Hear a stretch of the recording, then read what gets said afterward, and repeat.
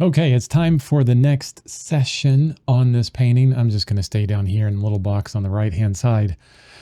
Okay, so I'm unhappy with this painting. Why am I unhappy with this painting? I don't know. It just feels really fiddly. Like I'm just getting up into here and I'm trying to reproduce exactly what I see in this photo. Round that arm around, get the idea of a shoulder, the neck, blah, blah, blah, all that kind of stuff. But man, I feel like I'm being too, what's the word? When you're not courageous, you're kind of just iffy about everything. You're just kind of meandering around. You're not jumping into it. You're not going for it. You're not doing something more. You're not expressing. You're not reaching boundaries. You're not challenging boundaries. That's exactly what I'm not doing. And I watch Nicholas Aribe with Our Painted Lives, which is fantastic. It's a Patreon that he does, and he's my mentor right now that I get to meet every month, which is also amazing. And he did this painting. He started the painting from a workshop and then began finishing that painting, at home when he brought it home, but he didn't have the model. He didn't take a photo of the model. He wasn't working from a model, but I freaking love this painting. It's just amazing how expressive it is. And he had ideas beyond the figure. Like he made these wings. It's beautiful. It's absolutely gorgeous. Look at the rendering of this arm here. He's not trying to turn that arm. It's more of like, how can I get like an interesting expression of paint that says arm than trying to reproduce exactly what you see. And that's where I want to be. That's where I want to try and reach. And I'm not going to reach it by constantly retreating back into the copying of the photo. Okay. I've done that for years. I don't need to do that. I can do better.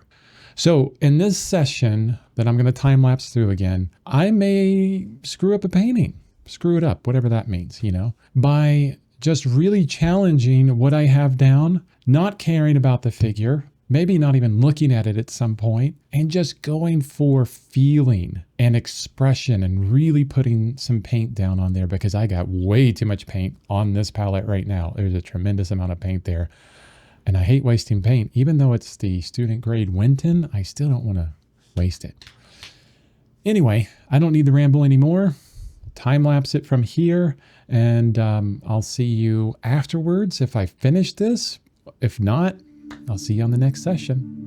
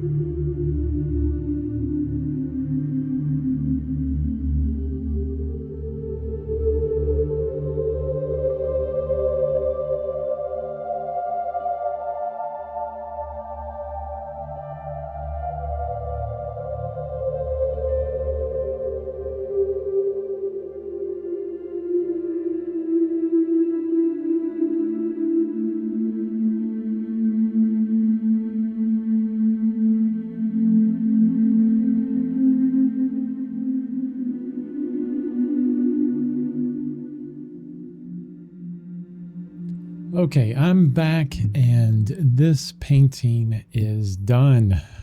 That was a ton of fun. Everything that I did from start to finish worked well. At first, I was pretty scared because I just threw down a ton of paint and obliterated like all the work that I did basically. But there was enough there to kind of guide me in a lot of ways. And some of it's left, but I just stopped really caring about this image here. And for most of this painting session, which, oh my gosh, how long have I painting? Oh, 2 hours. For most of this painting session, or a lot of it, I just kept here on Nicholas's painting, which is absolutely fantastic. Like, not to copy from it, but just like inspiration. Always this kind of reminder of less.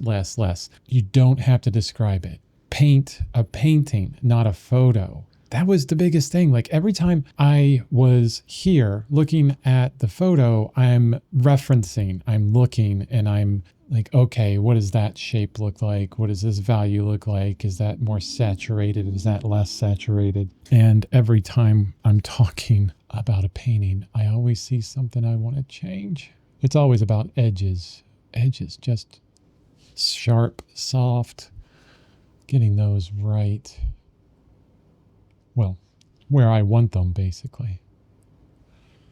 But every time I was looking at the photo, it's all about copying. Not exactly. I mean, just kind of referencing. It's like, okay, here's the map, work from the map. And I felt myself just, utilizing that to place the colors, to place the values, to place the brushstrokes, everything. And soften, exactness, detail. This is where my brain would go. And then I would switch away from it. No reference whatsoever. And all I had in front of me was a painting.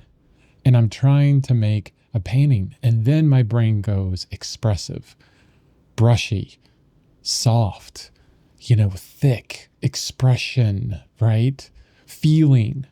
And that was actually, it was a wonderful feeling doing that. It was wonderful thinking of that way, looking at the painting that way. And I think from now on, I'm going to try and do something like this, maybe for the next few paintings or something like that. But it really kind of forces you to go inwards instead of like focusing on things outwards. Like, what do I feel needs to happen here rather than what is this photo telling me needs to happen?